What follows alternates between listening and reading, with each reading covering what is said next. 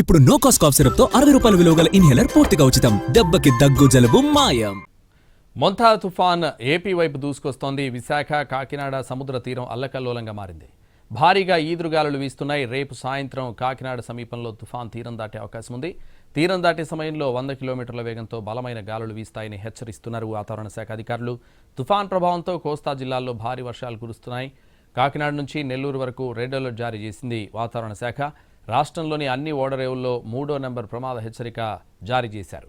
సహాయక చర్యల కోసం ఇప్పటికే పలు జిల్లాల్లో ఎన్డీఆర్ఎఫ్, ఎస్డీఆర్ఎఫ్ బృందాలు సిద్ధంగా ఉన్నాయి.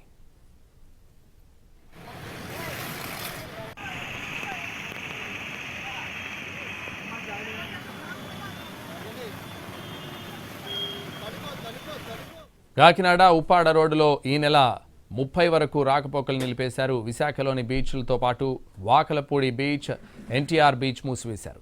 మత్స్యకారులు వేటకు వెళ్లొద్దని హెచ్చరికలు జారీ చేశారు. అధికారులు, సిబ్బందికి సెలవులు రద్దు చేశారు. సహాయక కార్యక్రమాల కోసం కంట్రోల్ రూమ్లు ఏర్పాటు చేశారు. 3 రోజుల వరకు అత్యవసరమైతే తప్ప బయటకు రావద్దని తీర ప్రాంత జిల్లాల ప్రజలను హెచ్చరించారు. ముందస్తు జాగ్రత్తగా పలు జిల్లాల పాఠశాలలకు 3 రోజుల పాటు సెలవులు ప్రకటించింది ప్రభుత్వం. తుఫాను ఉధృతం కావడంతో అటు రైల్వే శాఖ అప్రమత్తమైంది. విశాఖ మీదుగా వెళ్లే 43 రైళ్లను రద్దు చేసింది ఈస్ట్ కోస్ట్ రైల్వే. 27, 28, 29 తేదీల్లో విశాఖ మీదుగా వెళ్లే పలు రైళ్లు రద్దు చేశారు అధికారులు. మొంతా తుఫాన్ పరిస్థితిపై సీఎం చంద్రబాబు సమీక్ష నిర్వహించారు. జిల్లా యంత్రాంగం సిద్ధంగా ఉండాలన్నారు. మరోవైపు సీఎం చంద్రబాబుకు ప్రధాని మోడీ ఫోన్ చేశారు. మొంతా తుఫాన్ పరిస్థితిపై ఆరా తీశారు. పూర్తి స్థాయిలో కేంద్రం సాయం ఉంటుందని హామీ ఇచ్చారు ప్రధాని.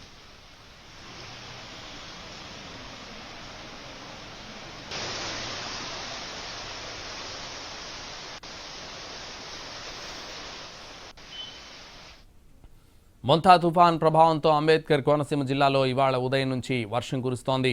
పలుచోట్ల భారీగాను, కొన్ని చోట్ల మోస్తరుగాను వర్షం కురుస్తోంది. జిల్లా కలెక్టర్ ఆదేశాలతో రావులపాలెం సెంటర్లో భారీ హోర్డింగ్లు, ఫ్లెక్సీలను అధికారులు తొలగించారు. అన్ని గ్రామాల్లోనూ మైక్ ప్రచారంతో ప్రజలను అప్రమత్తం చేస్తున్నారు. మరోవైపు తుఫాన్ కాకినాడ దగ్గర కాకుండా కోనసీమ జిల్లాలో తీరం దాటుతుందని సోషల్ మీడియాలో ఫేక్ వార్తలు వైరల్ అవుతున్నాయి. తుఫాన్ తీరం దాటే సమయంలో రేపు రాత్రి నుంచి అతి భారీ వర్షాల హెచ్చరికలతో ఇప్పటికే కోనసీమలో 90 కిలోమీటర్ల సముద్ర తీర ప్రాంతంలోని 34 గ్రామాలకు చెందిన మత్స్యకారులను పునరావాస కేంద్రాలకు తరలించేందుకు ఏర్పాట్లు చేశారు. తుఫాన్ పరిస్థితిని ఎదుర్కొనేందుకు ప్రభుత్వం సిద్ధంగా ఉందని, ప్రజలు అన్ని విధాలుగా జాగ్రత్తలు తీసుకోవాలని జిల్లా మంత్రి వాసంశెట్టి సుభాష్ సూచించారు.